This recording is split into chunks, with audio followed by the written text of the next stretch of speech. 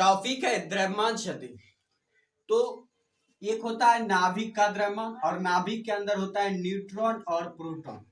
तो नाभिक के अंदर जो ये न्यूट्रॉन और प्रोटॉन है, ये इसका जो द्रव्यमान है और नाभिक का जो द्रव्यमान है, नाभिक का द्रव्यमान हमेशा कम होता है न्यूट्रॉन और प्रोटॉन के कुल योग से।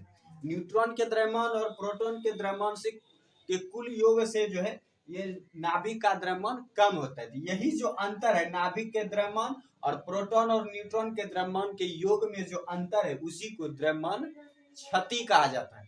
तो एक बात तो हम लोग भली भांति जानते हैं कि P प्लस N, जो अगर X एगो तत्व मान ले तो ये यहाँ पर Z हो जाएगा, ये हो जाएगा E। तो Z बराबर होता है E प्लस Z बराबर E बराबर P, Z बराबर E बराबर P, और A बराबर होता है A बराबर हो जाएगा P plus N, P plus N। और P के जगह पे हम Z भी लिख सकते हैं क्योंकि Z और P एक दूसरे के इक्वल होता है, इसलिए A बराबर हो जाएगा Z plus N, Z plus N। अगर हम N का मान निकाले, N यानी न्यूट्रॉन की संख्या, अगर हम न्यूट्रॉन की संख्या ज्ञात करें तो N इक्वल हो जाएगा A minus Z, A minus Z। ये हो गया N बराबर, और हमें इतना पता हो गया। अब अगर द्रव्यमान शक्ति निकालना तो मान लेते हैं कि नाभिक का कुल द्रव्यमान है M, नाभिक का कुल द्रव्यमान M है, और जो है न्यूट्रॉन का द्रव्यमान जो है Mn है, और प्रोटॉन का द्रव्यमान Mp।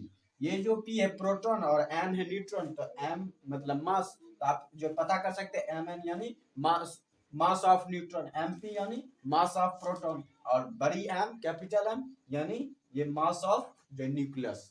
तो ये जो है नाभिक का द्रव्यमान। अगर हम इसको सॉल्यूशन किया जाए तो ये तो एक न्यूट्रॉन का द्रव्यमान हुआ, और चूंकि और एक ये जो Mp है ये एक प्रोटॉन का द्रव्यमान है, लेकिन किसी भी तत्व में प्रोटॉन कितना होता है, तो जितना परमाणु संख्या होता है उतना होता है। इसलिए जो अगर कुल नाभिक की बात की जाए तो इसलिए जो कुल द्रव्यमान अगर बात की जाए, कुल नाभिक में कुल द्रव्यमान की अगर बात की जाए कि कुल प्रोटॉन का कितना द्रव्यमान है, ये हो जाएगा Z इंटू Mp, ये हो जाएगा Z इंटू Mp, क्योंकि एक प्रोटॉन का ये द्रव्यमान है तो कुल प्रोटॉन है Z, इसलिए कुल प्रोटॉन का द्रव्यमान हो जाएगा Z इंटू Mp।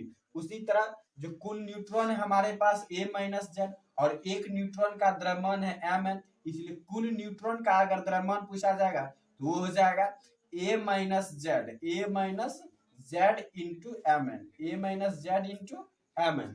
ये हो गया कुल न्यूट्रॉन का द्रव्यमान, ये हो गया कुल प्रोटॉन का द्रव्यमान। तो नाभिक के इक्वल अगर द्रव्यमान क्षति की बात की जाए तो चूंकि वैज्ञानिकों ने पता किया है एक्सपेरिमेंट से कि नाभिक का जो द्रव्यमान है वो हमेशा कम होता है प्रोटॉन और न्यूट्रॉन के द्रव्यमान के योग से, इसलिए ये जो M जो स्मॉलर देन हो जाएगा Z into Mp, Z into Mp plus A minus Z into Mn। ये हो गया। अब अगर जो है इसको हम इक्वलिटी करना चाहते हैं, अगर हम इसको इक्वलिटी करना चाहते हैं और द्रव्यमान क्षति मान लेते हैं डेल्टा M है, यानी कि द्रव्यमान तो थोड़ी मात्रा में होती है क्षति, इसलिए डेल्टा M मानते हैं द्रव्यमान क्षति, इसलिए द्रव्यमान क्षति जो हमारे पास बच जाएगा डेल्टा M इक्वल टू हो जाएगा, ये साइड चेंज हो जाएगा, ये उस तरफ चला जाएगा, तो हमें जो फॉर्मूला प्राप्त होता है Z into Mp plus A minus Z into Mn equal minus M, यानी कि अगर द्रव्यमान क्षति हमें ज्ञात करनी है तो इस फार्मूले का हमें यूज करना होगा। यही फार्मूला जो द्रव्यमान क्षति का सूत्र कहलाता है, और द्रव्यमान क्षति बराबर यही होता है delta M is equal to Z into Mp plus A minus Z into Mn minus M।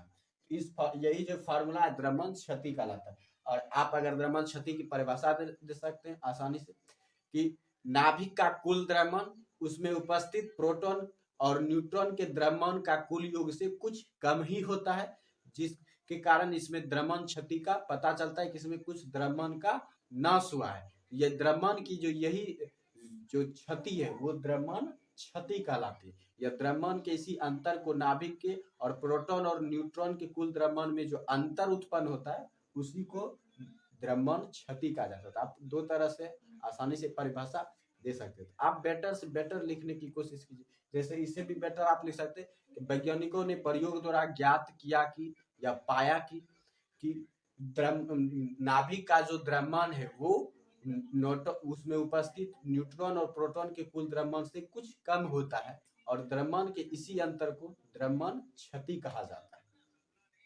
तो इस तरह से आप लिख सकते हैं। ये हो गया द्रव्यमान क्षति। अगले विषय में जो हम लोग अगले टॉपिक में नाभिकीय बंधन ऊर्जा को समझेंगे।